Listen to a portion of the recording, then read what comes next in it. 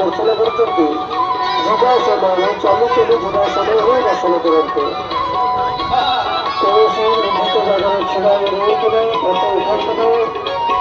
ଆପଣ ହାତ ଟିକେ ଫଟୋ ଉଠାଇବେ ପଛରେ ଦର୍ଶନ ମିଳିପାରୁନାହାନ୍ତି।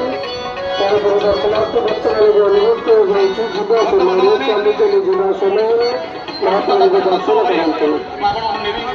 ଜଗନ୍ନାଥ ମହାପ୍ରଭୁଙ୍କ ରଥ ପାର୍ଶ୍ୱରେ ରଥ ଅବସ୍ଥାଛନ୍ତି।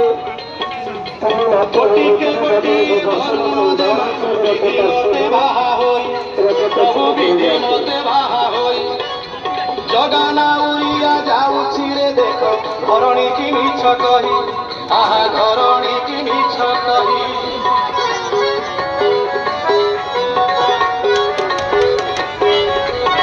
ଭଉଣୀ ସୁଭଦ୍ରାଙ୍କୁ ବଡ଼ ଭାଇ ବଳଭଦ୍ରଙ୍କୁ ଧରିକି ଜଗନ୍ନାଥ ମହାପ୍ରଭୁ ବାହାରକୁ ଯେତେବେଳେ ଟିକେ ମା ସାନ୍ତାଣୀ ପଚାରିଛନ୍ତି ପ୍ରଭୁ କୁଆଡ଼େ ଯାଉଛନ୍ତି?